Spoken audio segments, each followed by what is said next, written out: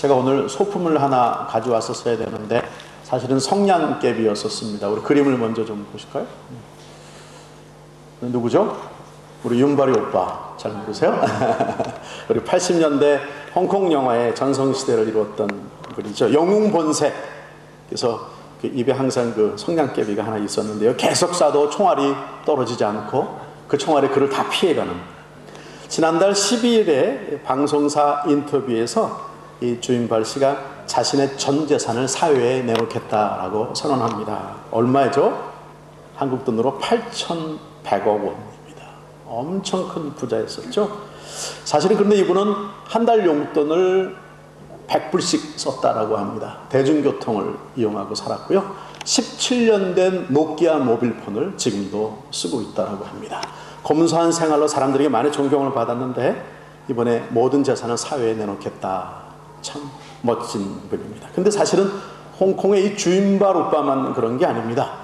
지난달 25일에 뉴스에 한국에서 사시는 91세 되신 노 부부께서 평생 청량리 시장에서 리어카에 과일 팔아 돈을 모으시고 부동산 사놓으신 것, 그리고 그 리어카에서 이제 조금 나아가서 첨가물 상회를 차려놓으시고 그 야채 과일을 팔아 돈을 버신 돈. 근데 이분은 그 주변에 아주 칭찬이 자자하신데요. 다음 사진을 좀 보여주셔야죠. 이 두 분이세요. 91세 88세 되신 노 부부신데요. 제일 좋은 과일을 제일 좋은 가격에 파시는 분으로 소문이 났다라고 합니다. 늘 교통비를 아끼려고 걸어 다니시고 20년이 된 옷을 여전히 입고 계시고 근검절약한 모습으로 사신 분이죠. 근데 그 귀한 돈 400억 원을 얼마 전에 고려대학교에 기증하셨습니다. 이렇게 말씀하십니다. 평생 구르쇠소리를 듣던 내가 인재를 위해서 도움이 된다니 기쁩니다. 우리 아들 둘이 다 미국에서 자리를 잡고 살기 때문에 재산을 나눠줄 필요가 없습니다. 우리가 잘 아는 그 제키 찬 성령은 이런 말을 했습니다. 우리가 죽을 때 은행의 잔고가 제로여야 한다. 공감하세요? 또 우리 34살밖에 안 된 다음 사진, 그 페이스북을 만든 마크 저커버그는 페이스북의 주식 99%를 사회에 환원하겠다라고 약속을 했죠. 한 기자가 아주 흥미있는 비교를 했는데요. 미국 등 선진국에서는 자신의 재산을 사회에 내놓는 이들은 대부분 부자들이다. 그러나 한국은 부자들이 아니라 도리어 평범하게 살아온 사람들이 자신의 모든 재산들을 사회에 환원한다. 부자들도 나름대로 선한 일을 많이 하십니다. 그러나 대부분의 부자들은 더 부자가 되기 위해 애를 쓰고들 계시죠. 이 조사에 의하면 한국 사람들의 그 사회의 참여도, 기부도가 조사 대상국 163개국 중에 62위에 머물러 있습니다. 중간 정도 한다라는 거죠. 미국은 5위, 영국이 11위. 그렇다면 1위가 궁금하시죠? 궁금해요? 궁금하면 500원.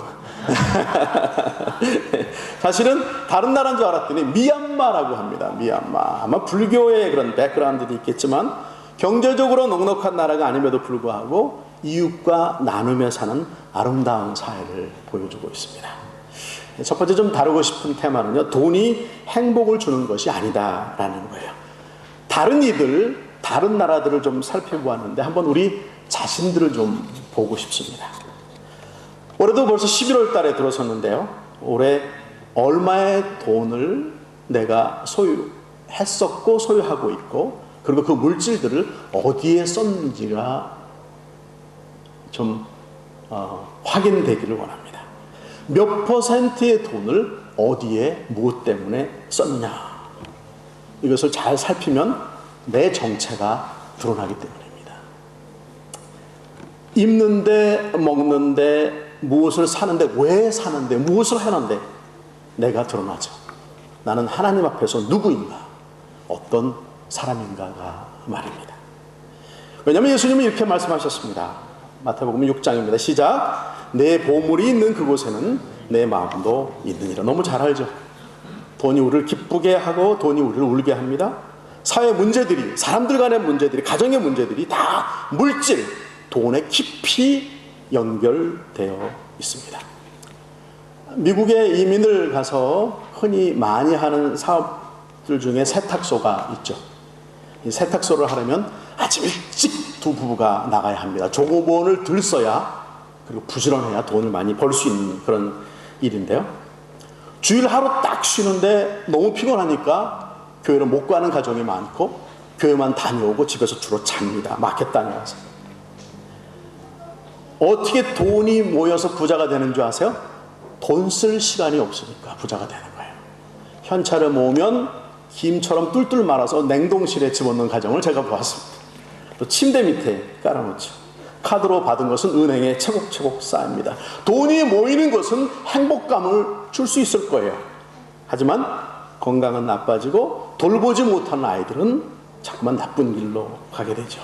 나중에 보면 돈은 남았는데 행복하지가 않는 가정들을 많이 봅니다.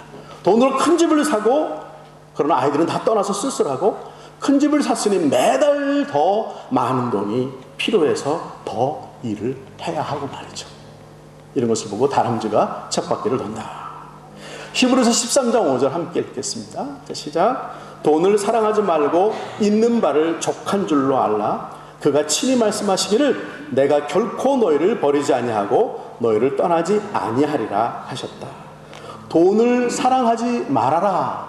돈이 너의 삶의 목적이 되어서는 안 된다. 저는 청년들이 주님 안에 바른 꿈을 꿔야 한다라고 말합니다. 돈을 버는 것이 목적이 아니라 하나님이 나에게 주신 달란트를 좀 찾아내서 그것을 하나님께 영광이 되게 하는 것이 목적이 되어야 한다라는 것이죠. 하나님께 영광이 되면 자동적으로 내 안에 기쁨이 생깁니다. 그럼 나는 행복한 거예요. 그렇게 행복하게 살면 필요한 모든 돈은 따라오도록 하나님이 만들어 놓으신 것이죠. 그가 친히 말씀하셨다. 여기 그가 누구입니까? 우리 아버지 하나님. 창조하신 분, 보존하시는 분, 우리를 사랑하시며 영원히 함께 하실 분. 그가 무엇이라고 약속하셨습니까? 내가 결코 너희를 버리지 않는다. 너희를 떠나지 않는다. 하나님 안에 있는 것이 행복이고 최고요 최선입니다. 그러기에 우리는 최고이신 하나님을 바라보아야 하죠. 이스라엘 백성들이 430년에 애굽의 종살이를 마치고 모세를 따라 가나안으로 갑니다. 200만 명이 넘는 백성들이 광야로 들어섰습니다. 200만 명 광야. 상상해 보십시오. 애굽에서 나온 지 한 달이 되자 가지고 나온 먹거리들이 다 떨어졌습니다. 오늘도 우리도 그때 그들도 먹어야 하고 입어야 하고 잠자리가 필요하죠. 아마 가장 큰 문제는 먹는 문제 같아요. 먹고 나면 또 배고프고 또 먹어야 하고. 광야에서 이 많은 백성들의 먹거리를 어떻게 구할 수가 있겠습니까?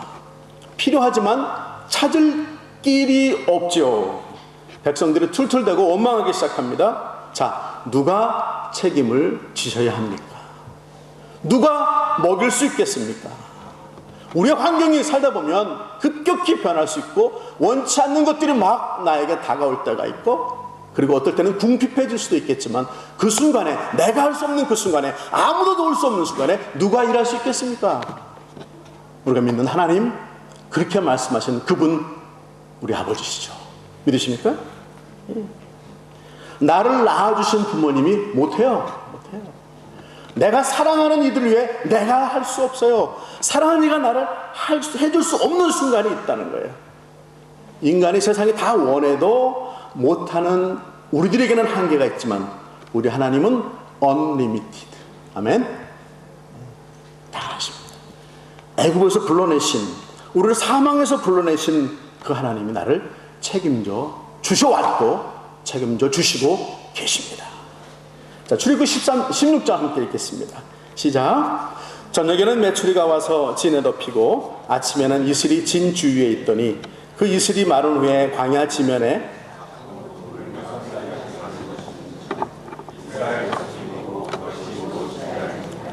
서로 이르되 이것이 무엇이냐 하니 모세가 그들에게 이르되 이는 여호와께서 너에게 주어 먹게 하신 양식이라. 저녁에는 무엇이 왔습니까? 메추리들이 왔습니다. 온통 텐트 위를 덮었습니다. 이른 아침에 나가면 만나가 내려져 있습니다. 만나는 해가 뜨기 전에 거두게 하십니다. 해가 뜨면 사라집니다. 하나님은 주시고 주시되 우리의 부지런함, 성실함을 요구하시고 계십니다. 한 번도 먹어보지 못한 것을 주십니다. 만나이죠. 만나란 무슨 뜻이라고요? 이것이 무엇인가가 만나라는 뜻이에요. 놀라서 신기해서 부른 이름이 바로 이 만나인 것입니다. 정말 하나님은 놀랍고 신비로우신 분이시죠. 우리가 땅의 것들을 기대하고 안 되면 실망하고 원망하지만 우리 하나님은 우리의 한계와 상상을 넘어 땅의 것이 아닌 하늘의 것으로 주실 수 있는 분이십니다. 몇십니까? 내 주변에 땅의 것들이 사라져갈 때 이렇게 믿어야 합니다. 이제 하나님의 것을 받을 때가 되었구나. 그렇게 되시길 축복합니다. 그것도 40년 동안 매일 똑같은 시간에 내려주십니다. 안식일만 빼고요. 얼마나 신실하신 믿음직스러우신 우리 아버지십니까? 언제 그것들이 그쳤는지 아세요? 그들이 가나안에 들어가서 첫 수확을 얻자 만나를 그치게 하셨습니다. 과하지도 않고 모자라지도 않게 적절하게 하시는 우리 하나님. 우리 먹고 입고 삶 가운데서 하나님의 신실하심을 배워야 합니다. 배워야 합니다. 또 내가 해야 하는 것과 하나님이 하시는 것이 있음을 배워야 합니다. 또 언제 하나님이 하시는지를 경험해야만 합니다. 게으름이 아니고요, 부지런함과 성실함, 과하거나 모자람이 아닌 적절함으로 일하시는 우리 하나님 믿으십니까? 잠언서 21장 6절 이렇게 말합니다. 1절 시작. 속이는 말로 재물을 모으는 것은 죽음을 구하는 것이라 곧 불려다니는 안개니라. 우리가 돈을 사랑하게 되면 그것이 목적이 되면 어느 순간부터 나는 무리하게 되더라라는 거예요. 남들을 속이고 나 스스로 속이고 하나님을 속이고 그 결국은 죽음이다. 즉 안개 같은 허무한 것이라고 교훈하시고 계십니다. 행복이 돈에 있지 않음을 알고 계시죠? 행복은 잡으려고 애쓴다고 주어지는 것도 아닌 것도 알고 계시죠? 내 목표를 이루는 것이 행복이다라고도 아니다라고 또 알고 계시죠? 잠시 동안 내 목표를 이루면 행복할 수 있지만 영원한 것은 아니다도 알고 계시죠? 하나님을 사랑하며 말씀을 따라 성실하게 사는 이들이 이미 행복한 것임을 믿으시기를 바랍니다. 좀 더 나아가서 참된 생명에 대한 말씀을 좀 나누고 싶습니다. 오늘 본문은요, 이 사도 바울이 자신의 영적인 아들 디모데에게 하고 있는 말씀이에요. 함께 다시 읽을까요? 6장 17절부터. 자, 시작. 네가 이 세대에서 부한 자들을 명하여 마음을 높이지 말고 정함이 없는 재물에 소망을 두지 말고 오직 우리에게 모든 것을 후히 주사 누리게 하시는 하나님께 두며 선을 행하고 선한 사업을 많이 하고 나누어 주기를 좋아하며 너그러운 자가 되게 하라. 이것이 장래에 자기를 위하여 좋은 터를 쌓아 참된 생명을 취하는 것이다. 좀 이해가 안 가지 않으세요? 조금 저는 몇 번을 읽어야 이해가 가는 본문이다라고 생각합니다. 이렇게 좀 쉽게 풀어보죠. 당시 디모데는 터키의 지금의 이즈밀 에베소에서 에베소 교회 담임 목사님으로 일하고 있습니다. 에베소는 당시 굉장히 번창한 도시였기 때문에 교우들 중에 부자들이 상당수 있었을 것입니다. 지금이나 그때나 교회는 부자도 있고 가난하고 힘든 사람도 어우러져 있죠.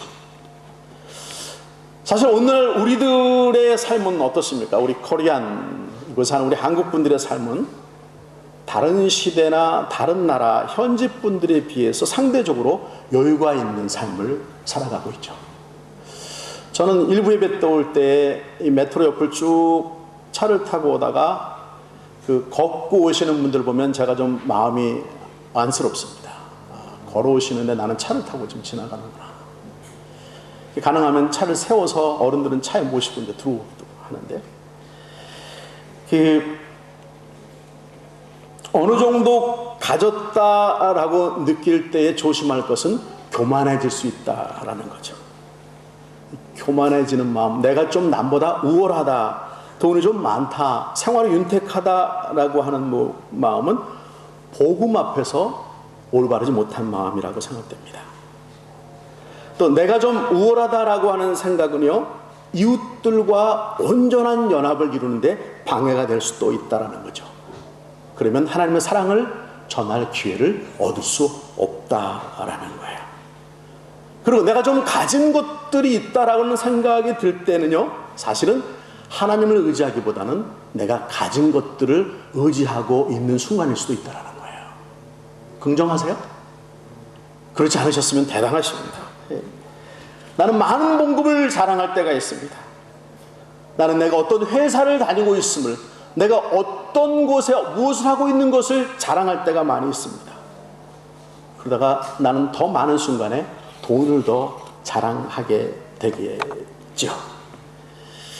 우리는 가졌던, 좀 덜 가졌던 어느 순간이라도 하나님을 의지하는 믿음 안에 살도록 부르심을 입은 자녀들입니다. 물질을 의지하는 것은 매우 조심스러운 것을 잊지 말아야 한다. 내가 건강을 잃을 수도 있고요, 갑자기 직장을 그만두게 될 수도 있고요, 투자하는 것들이 가치가 하락할 수도 있고요, 내가 가진 것들 다 도둑 맞을 수도 있죠. 그러기 이렇게 말하는 거예요. 선한 일을 많이 해야 합니다라고 가르치라라는 거예요, 디모데에게. 너희 교우 중에 좀 가졌다라고 하는 자들이 있을 터인데 그들에게 이렇게 가르쳐라. 선한 일을 많이 해라. 우리에게 있는 것들을 너그럽게 주변의 이웃들과 나누는 것을 좋아해야 한다. 이것은 무엇을 준다고요? 결국에 자신을 위해 천국의 좋은 터를 쌓는 것이고 참된 생명을 얻는 것이다. 이 참된 생명이 참 단어가 조심스러운데, 이 참된 생명이란 영원한 것, 하나님께로부터 허락되는 최고의 것을 말합니다. 하나님 안에 영원한 생명을 얻는 것을 말하죠. 제가 돈 얘기를 좀 하는데 사실은 돈 그 자체가 악한 것은 아닙니다. 돈이 무슨 죄가 있어요? 네? 돈은 그저 가만히 있는데요. 내가 돈을 컨트롤하는 것이 아니라 돈이 나를 컨트롤하고 있으니 이 돈이 문제가 되는 거죠. 또 돈을 나를 위해, 나의 쾌락을 위해 쓸 때 죄가 되는 것이죠. 반대로 우리는 돈으로 하나님 일에 동참할 수도 있습니다. 그 많은 분들이 귀하게 사회에 내놓을 수 있는 것처럼 말이죠. 내가 못할 때 나는 돈으로 협력할 수 있죠. 이미 귀한 곳에 내가 확인하고 기도의 마음이 편하는 곳에 돈을 보내 선한 일에 협력할 수 있다는 거예요. 우리 만족하며 감사해야 합니다. 적다고 생각하는 것은 불평을 가져오고 불행하게 합니다. 적다고 생각하는 것은 더 채우기에 바쁘도록 우리를 내모읍니다. 그리고 적다고 생각하는 것은 착한 일에 결코 쓸 수 없게 하는 것입니다. 내가 물질을 드리고 내 사랑과 헌신을 드려야만 감동이 생기는 것이고요, 감동이 있어야 사람들의 마음이 열리고 그리스도의 사랑이 전달되는 것이기 때문에. 자, 삭개오가 뽕나무에 올라가서 예수님을 좀 보려고 기다리고 있는데 멀리 가던 예수님이 길을 싹 돌아 뽕나무 밑으로 걸어오십니다. 그리고 삭개오야 이름을 아시고 계셨고 부르시고 너희 집에 가겠다라고 말씀하십니다. 놀라운 파격적인 일이죠. 당시 죄인이라고 불렸던 세리, 외톨이 세리, 삭개오의 집에 예수님이 직접 오신 거예요. 친구가 되신 거예요. 그러자 삭개오는 어떻게 반응합니까? 자신의 모든 재산을 예수님에 내놓겠습니다. 나에게 힘이 되었던, 내 참 의지가 되었던, 내 자랑이 되었던, 나를 나로 만들어줬던 돈을 주님께 내놓겠다. 왜요? 어떻게 가능합니까? 더 소중한 주님을 발견했기 때문이죠. 여러분, 돈이 소중합니까? 예수님이 소중하십니까? 부자 청년도 같은 고민에 빠져 있었습니다. 삶이란 무엇인가? 나는 돈은 많은데 기쁘지 않다. 행복이 무엇인가? 그는 조용히 예수님께 찾아와 권면을 들었습니다. 교훈을 받았습니다. 예수님 말씀하십니다. 계명을 지키느냐? 예, 저는 어렸을 때 철저히 계명을 지켜왔습니다. 그러자 말씀하십니다. 네 재산을 다 팔아 정리하고 빈손으로 나를 따라와라. 그는 큰 고민에 빠져서 돌아갔습니다. 다시는 예수님 앞에 왔다라는 말이 없습니다. 세상의 계명을 다 지키고 살면 못합니까? 돈이 많으면 못합니까? 그것이 그에게 무엇을 가져다 주었습니까? 청년은 천국의 영원한 생명을 얻지 못하게 되었습니다. 정말 귀한 것, 참 가치를 얻지 못하게 했다. 부자 청년도 삭개오도 동시대에 한 분 같은 예수님을 만났지만 그들은 철저히 다른 결론을 얻고 살게 되었습니다. 삭개오는 행복한 자, 행복을 얻은 자, 부자 청년은 돈 땜시 불행하게 된 자. 지금 우리에게 가장 소중한 것은 무엇입니까? 물질? 아니죠. 예수님이십니다. 지금 당장? 아니죠. 영혼입니다. 이 땅? 아니죠. 천국입니다. 내 자랑? 아니죠. 예수님 자랑입니다. 지금부터 한 푼, 두 푼 늦지 않았습니다. 네, 배워가시기를 축복합니다. 우리 부모님들이 자녀들에게 바른 물질, 바른 헌금, 바른 사용하는 것을 가르쳐주며 실천하시고 교훈하시기를 축복합니다. 이것이 복이기 때문이죠. 교회에 헌금할 수 있음이 감사해지기를 또한 축복합니다.